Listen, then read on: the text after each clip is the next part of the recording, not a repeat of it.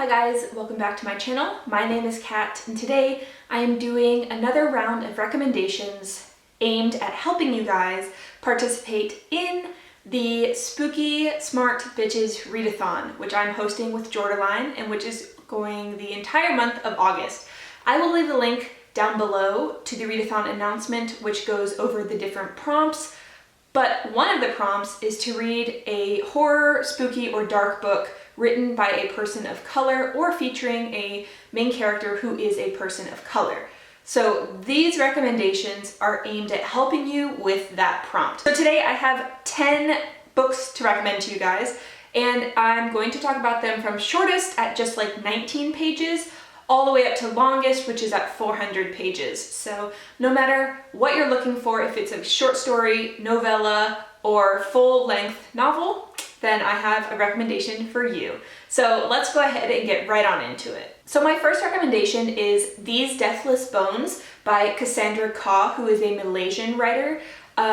This follows the witch bride who has recently married a king. She is the second wife, and she is feeling a lot of discord between herself and her stepson.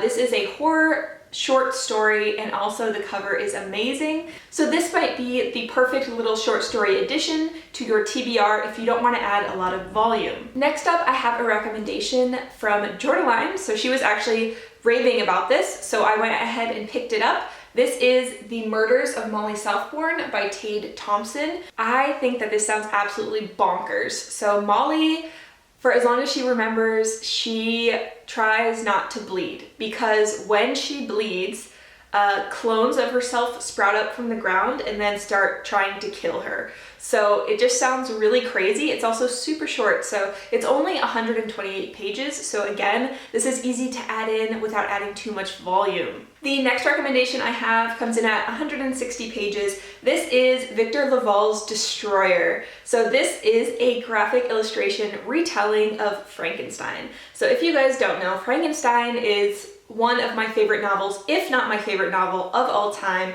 So I'm always looking for interesting retellings, and this is certainly amazing. Like, Victor LaValle has such a dark, creepy mind and imagination, and then the art in here is just freaking stunning.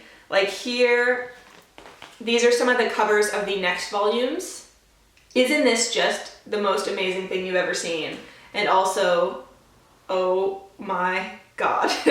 I'm not sure if I'm going to pick this up for the readathon or if I'm going to save it till October, because I really like to read Frankenstein retellings in October every year. The next recommendation I have is African Psycho by Alain Mabanckou, who is from the French Congo. This one is on my African Lit TBR. I really want to get it. I will order it probably the next time I order books. This is following a man who wants to start killing the people that are close to him, but he doesn't know how. So he's taken under the wing of an esteemed serial killer, and I think it sounds so dark. It doesn't have the best of ratings, but that's fine, because a lot of my favorite dark books have low ratings because people are like, this is too dark, and I'm like, this is absolutely perfection. So this one I'm super excited to get to sometime this year, fingers crossed. But it's a recommendation that if you are buying books for the readathon and you don't already have horror, definitely buy this. Let me know if it's great. I would love to see people reading it.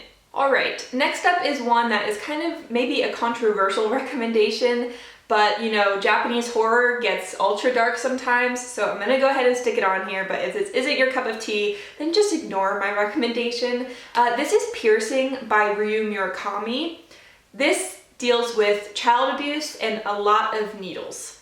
So, yeah, it's not something that everyone can stomach, but Murakami, I have read quite a lot of books by Murakami, and his imagination is wonderful, dark, and very like weird. So if that sounds interesting to you, go ahead and check this one out. I recommend Murakami, probably one book for every recommendations video. So this is just one that happened to be in this one. But again, if you watch some of the other recommendation videos, you'll see the other books by Murakami I recommend. And totally, just because I recommend it in one list doesn't mean it doesn't apply to other prompts. And you're also welcome to double up. So, you know, if you read one Murakami, Ryu Murakami, not Haruki, then it would probably satisfy many, many prompts. All right, my next one is another graphic novel, graphic illustrated work of art.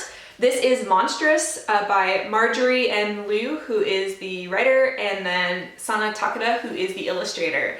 This one is so dark and I loved it so much. This is dealing with a woman who wakes up and she has like this ancient god demon living inside of her, and basically she's going on this adventure to figure out why this being is inside of her, how to get it out. There's also a huge war brewing. There is lots of like discussion on race and class and separations in society.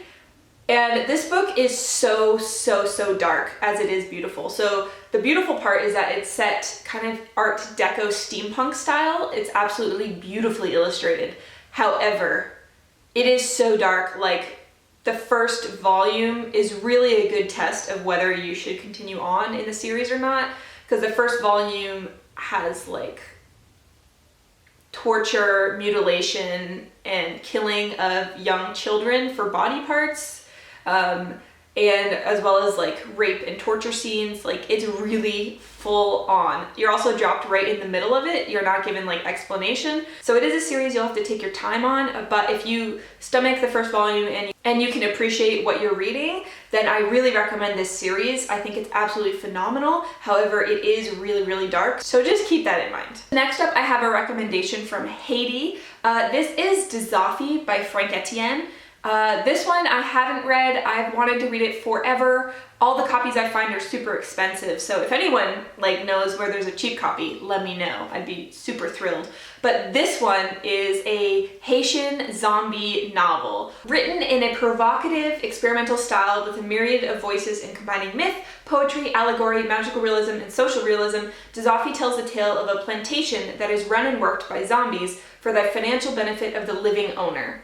The owner's daughter falls in love with the zombie and facilitates his transformation back into a human form, leading to a rebellion that challenges the oppressive imbalance, blah, blah, blah. So it is kind of a combination of like a narrative of slavery and probably the Black experience with a love story, like Romeo and Juliet style. So I really just wanted to mention it because maybe you guys haven't heard of it before, but I have been drooling over it for years. I really want to get to it. I'm super keen, and it is at the top of my translated TBR. So my next recommendation is White is for Witching by Helen Oyeyemi. I don't think I've ever read Helen Oyeyemi yet, but this is definitely one of the two that is piquing my interest, because this one is dealing with a family that live in this house that has generations of women's voices seeped into the walls, when one day one of the women of the house goes missing because I believe she started dabbling in witchcraft. And it's the story told from multiple point of views, and it's supposed to be really dark and haunting. So I think that sounds really interesting. I love witchy tales. So next up is one of Jordaline and I's most anticipated horror reads of the entire year. This is The Only Good Indians by Stephen Graham Jones. This is a horror story following young men from a Native American Indian reservation who go on land that they're not supposed to in their youth.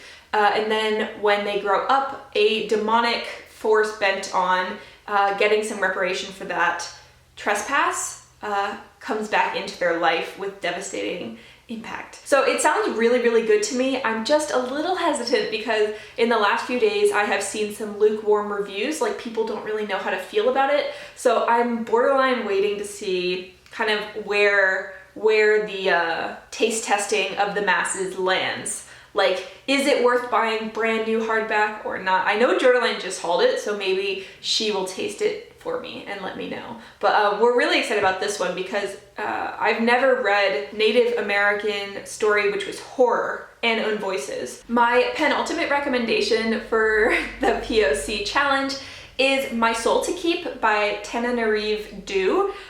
This one sounds really dark and crazy, and it has African mythology, so I'm like, yes, I love it so much. I'm freaking pumped.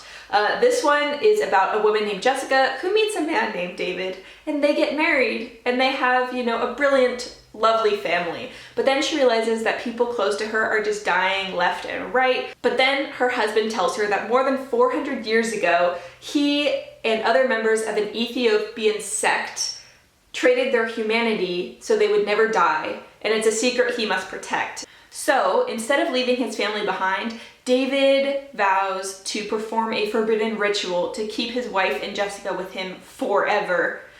And it just sounds freaking awesome. It has super high ratings as well. It's like 4.17 on Goodreads, and it's the #1 in the African Immortals series. So I think it sounds awesome. I don't think I've read that much Ethiopian lore. I read a lot of Nigerian, so Ethiopian should be interesting. And my last recommendation today is Frankenstein by Junji Ito. Yes, I'm doing another Frankenstein retelling. There's a few in this series because, like I said, I just freaking love it. This was a gift my mom got me last year for Christmas, I think.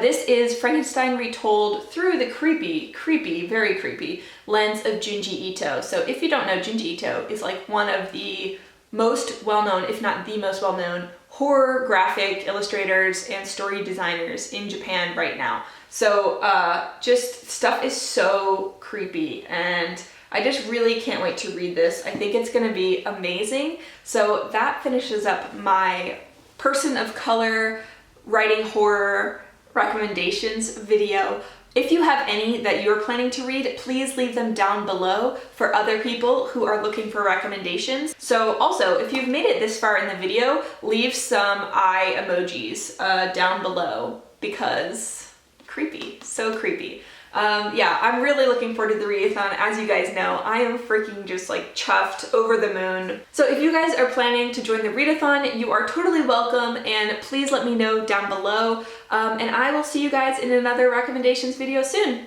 Bye!